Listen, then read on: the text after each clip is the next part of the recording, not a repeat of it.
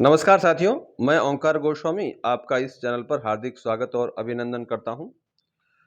जैसा कि 2022 में थर्ड ग्रेड टीचर्स का राजस्थान में चयन होने के पश्चात उनको ज्वाइन कराया गया था और जैसा नियम है कि 2 वर्ष का प्रोबेशन पीरियड है, वो एक अध्यापक को करना होता है।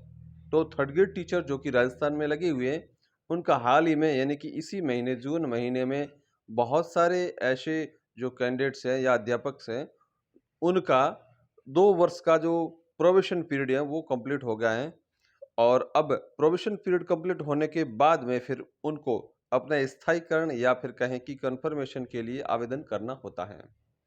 छुट्टियों में चूँकि उनके पास में संसाधन है लेकिन कुछ साथी ना होने की वजह से उन्हें यह समस्या बनी हुई होती है कि हम क्या डॉक्यूमेंट्स अटैच करें, किस प्रकार आवेदन करें और फिर छुट्टियों के लिए आवेदन किस प्रकार जो छुट्टियाँ जो हमने ली थी सीएल या इत्यादि, उसको किस प्रकार इसमें एंटर करें, कौन-कौन से सर्टिफ़िकेट्स लगेंगे, बहुत सारी जिज्ञासाएँ उनके मन में रहती हैं।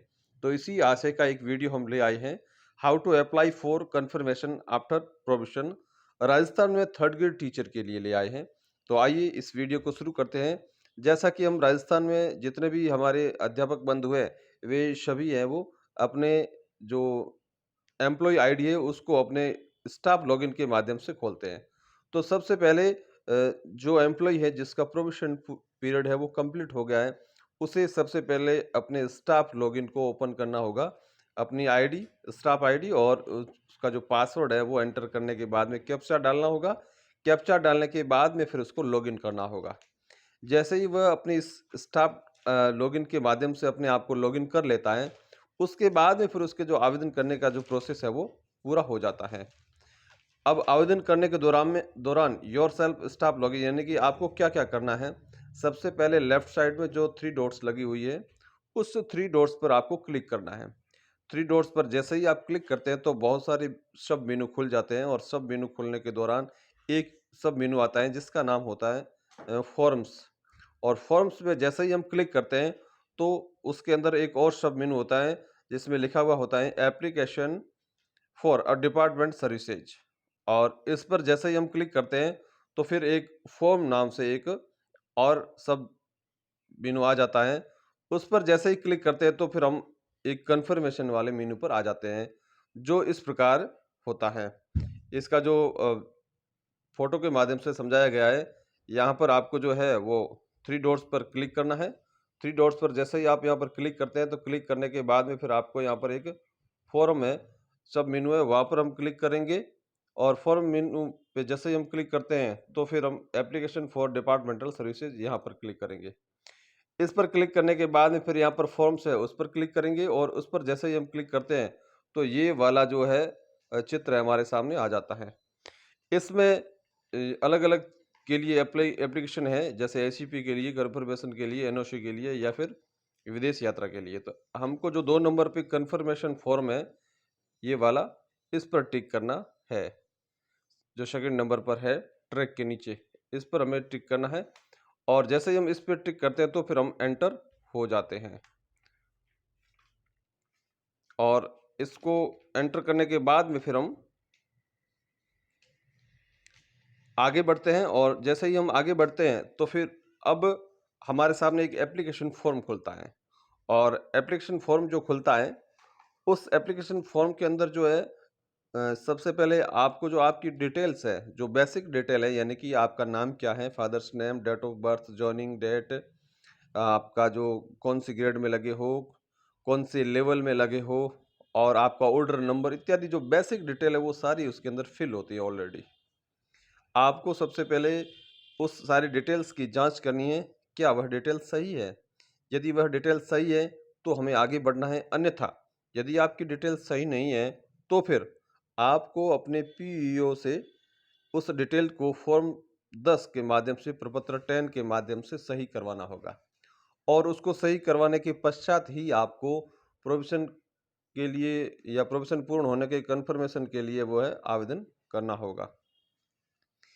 अब हम आगे बढ़ते हैं जैसे ही हम ये अपनी डिटेल्स चेक कर लेते हैं, तो डिटेल्स चेक करने के बाद में फिर हम उसके अंदर जो फ़िल करना होता है वो कौन-कौन सी चीज़ें फिल करनी है, यानी कि क्या-क्या डिटेल्स हमको भरनी होती हैं, अपने स्टाफ लॉगिन के माध्यम से जो हम आवेदन करेंगे उसमें। तो सबसे पहले हमें चाहिए last 2 years results of board classes. यदि आप बोर्ड क्लासेस को पढ़ाते हैं, थर्ड ग्रेड टीचर हैं, तो आप 5वीं या 8वीं में से जिसको भी पढ़ाते हैं, उसका जो परिणाम है पिछले 2 वर्ष का क्या रहा है, आपको वह मालूम होना चाहिए।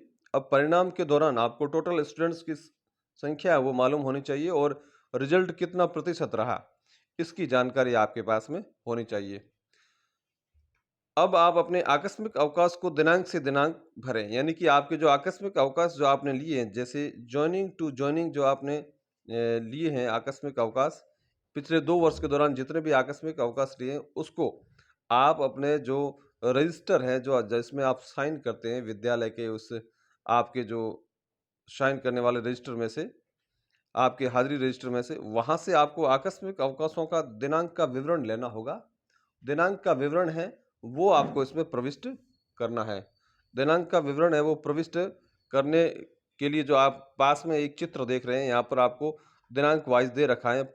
यानी कि जैसे आपने 5 तारीख को एक अवकाश लिया, तो आपको वह एक अवकाश माना जाएगा। अगली बार आपने 7 से 9 तक यानी कि 3 दिन का अवकाश लिया, तो 7 तारीख से 9 तारीख तक के 3 दिन का अवकाश। इस तरह से जो आपकी डिटेल्स है, वो आपको इसमें भरनी होती है आकस्मिक अवकाश के दौरान। और डिटेल्स भरते समय आपको ये ध्यान रखना है कि ये आकस्मिक अवकाश आपने पहले वर्ष में लिए हैं या फिर दूसरे वर्ष में। ये डिटेल्स आपको ज़रूर भरनी होती है। अब यहाँ पर पहला वर्ष कौन-सा है और दूसरा वर्ष कौन-सा है, तो आपको जॉइनिंग टू जॉइनिंग ध्यान ध्यान रखना है कि पिछले जून 22 से लेकर के जून 23 तक आपके आकस्मिक अवकाश कितने थे और जून 23 से लेकर के जून 24 तक आपके आकस्मिक अवकाश कितने थे। ये आकस्मिक अवकाशों का ब्यौरा है, आपको रजिस्टर से मिलान करके ही लेना होता है। उस रजिस्टर के मिलान करके ही आपको इसमें एंटर करना होता है। और यदि आपने सीएल के अतिरिक्त और अवकाश लिए हैं, चाहे आपने विदाउट पेमेंट का अवकाश लिया है या फिर आपने कोई सीसीएल लिया है या कुछ कोई भी अन्य अवकाश आपने यदि लिया है, तो फिर आप उसे भी स्वीकृत करवाने के बाद में इसे भरेंगे। पास में जो एक ब्यौरा है, वो जो चीज़ें हमें फ़िल करनी है, उसका हमने चित्र लगा रखा है, आप यहाँ पर देख सकते हैं। अब हम बताते हैं कि submit from your staff login, यानी कि आपने आवेदन पत्र तो भर लिया है, आपने रिज़ल्ट भर लिया अपना, अपनी सीएल और छुट्टियाँ इत्यादि जो भी थी वो भर ली और सबसे पहले आपने अपना डाटा भी चेक कर लिया था। अब आपका जो आवेदन पत्र है वो लगभग भर चुका है। आवेदन पत्र को भरने के पश्चात में अब आपके जो स्टाफ लॉगिन में सबमिट करने का जो सबसे लास्ट में बटन होता है, उस सबमिट वाले बटन को दबाना होगा। सबमिट वाले बटन को जैसे ही हम दबाएँगे तो हमारे मोबाइल पर एक ओटीपी आएगा और उस ओटीपी को एंटर करने के बाद में वो फ़ॉर्म है वो सबमिट हो जाएगा। यानी कि आपके स्टाफ लॉगिन का काम यहाँ तक था और स्टाफ लॉगिन से आपने जैसे ही अपने इस आवेदन को भरने के पश्चात में सबमिट किया है तो फाइनली वह सबमिट हो चुका है और सबमिट होने के बाद में वह चला जाता है पीईओ के पास में, यानी कि पीईओ लॉगिन पर वह चला जाता है। अब वो फ़ॉर्म है आपके पास में ना होकर के पीईओ के पास में है, यानी कि जो आपका जो चैनल है, यानी कि आपके स्टाफ लॉगिन से आवेदन, फिर उसके बाद में पीईओ के पास है, पीईओ के बाद में सीधा डीईओ के पास में। तो ये 3 लेवल का जो चैनल है वो अब पहले लेवल को पार करके दूसरे लेवल पर यानी कि पीईओ लेवल पर पहुँच गया है। अब आपको पीईओ लॉगिन से होने वाला प्रोसेस क्या है वो आपको जानना है। पीईओ आपके आवेदन को प्रिंट कर सर्टिफाइड करता है। आपका जैसे ही आवेदन पीईओ के पास में पहुँचता है, तो आपका जो आवेदन है उसे प्रिंट करता है पीईओ और उसके बाद में उसे सर्टिफाइड करता है कि उक्त कर्मचारी की जो सारी डिटेल्स हैं वो सारी सही है और इसने 2 वर्ष का जो प्रोबेशन पीरियड है वो कंप्लीट किया है। और साथ में ये निम्न डॉक्यूमेंट्स जो कि आपकी सर्विस फाइल में है, को अटैचमेंट करता है। तो वो सर्टिफ़ाइड करने के बाद में फिर वो कुछ डॉक्यूमेंट्स हैं वो भी अटैच करता है और वो डॉक्यूमेंट कौन-कौन से हैं उसके बारे में हम जानते हैं।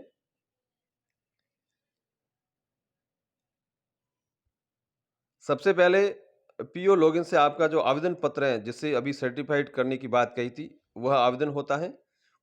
वह लगता है उस अटैचमेंट की जो एक पीडीएफ बनेगी उसमें। उसके बाद में जो आपका नियुक्ति आदेश है, आपका नियुक्ति आदेश का जो चैनल है वो चाहे आपने डीईओ, सीबीओ और पीओ के माध्यम से नियुक्ति ली हो, चाहे सीईओ, बीडीओ या पीओ के माध्यम से नियुक्ति ली हो। तो जो भी चैनल आपका रहा है वो तीनों ऑर्डर है वो आपको लगाने हैं, तीनों ऑर्डर की कॉपी है वो आपको इसमें अटैच करनी होती हैं, या फिर कहें कि उस पीओ लॉगिन पर आपकी अटैच हो गई।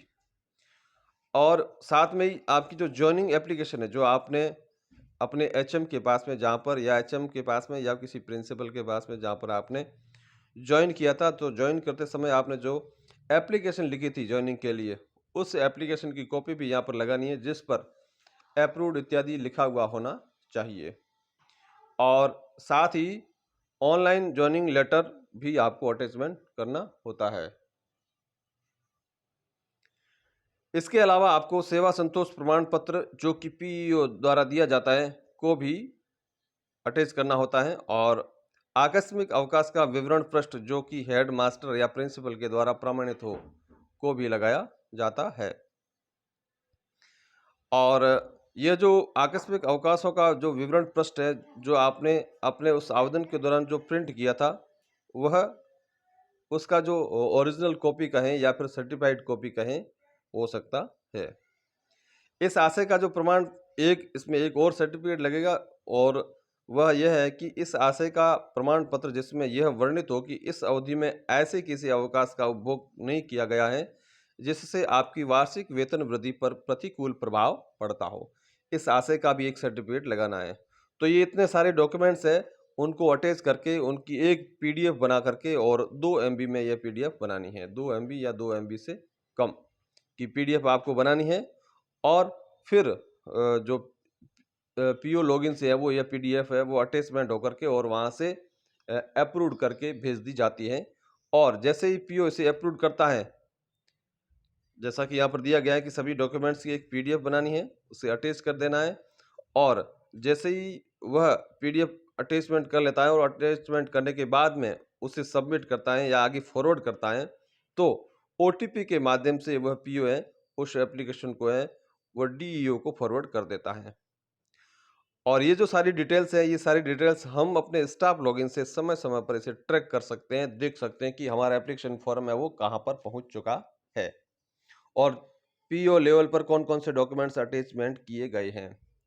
व्यवहार में यह देखा जाता है कि ये सारे डॉक्यूमेंट्स है, वो जो कर्मचारी होता है वह स्वयं है ये तैयार करके रखता है, और उसकी पीडीएफ इत्यादि बना करके आगे भिजवाने का जो में सहयोग करता है। जैसे ही स्थायीकरण आदेश होंगे, तो उसके बाद में फिर ये डीओ के पास में चला जाता है, और डीओ के पास में जैसे ही चला जाता है, तो फिर डीओ पर इसका रिव्यू होता है, यानी कि सारे डॉक्यूमेंट्स इत्यादि की जांच होती है, आपके फॉर्म्स की जांच होती है। फिर यदि कुछ कमी इत्यादि रह जाती है, तो उसे वापस पीओ को फॉरवर्ड किया जाता है, वापस रिजेक्ट किया जाता है, और पीओ के पास में आ जाता है, और पीओ फिर वापस हमारे पास में भेज देता है। या फिर उसके स्तर की कोई गलती है, तो फिर पीओ है वो अपने स्तर से सुधार करके वापस उस एप्लीकेशन को डीओ को भेज देता है। अमूमन यह जो एप्लीकेशन है वह डीओ के पास में चला जाता है, और वहाँ पर सारे डॉक्यूमेंट्स की जांच होने के बाद में एक ऑर्डर जारी किया जाता है, और उस ऑर्डर को हमारे उस स्टाफ लॉगिन में अटैचमेंट भी कर दिया जाता है। जैसे ही वह वहाँ से जो हमारा स्थायीकरण हो जाता है, कन्फर्मेशन हो जाता है, तो फिर स्थायीकरण का जो आदेश है वो हमारे स्टाफ लॉगिन में भी अटैच हो जाता है, और आपको किसी अन्य माध्यम से भी मिल जाता है। तो इस तरह से जो हमारा जो है प्रोविशन पीरियड के बाद में जो कन्फर्मेशन का जो प्रोसेस है वो रहता है। उम्मीद है ये वीडियो आपको अच्छी तरह से समझ में आया होगा। आपके मन में फिर भी कुछ संशय है, कुछ सवाल है, तो फिर आप कमेंट बॉक्स में ज़रूर लिखें। मैं उनका जो जवाब देने का जो प्रयास है, वह समय पर देने का करूँगा। यह वीडियो आपको कैसा लगा? अच्छा लगा है तो इसे शेयर करें, और अपने जो सुझाव है वो कमेंट बॉक्स में ज़रूर लिखें। धन्यवाद। फिर मिलते हैं एक नई वीडियो में। जय हिंद।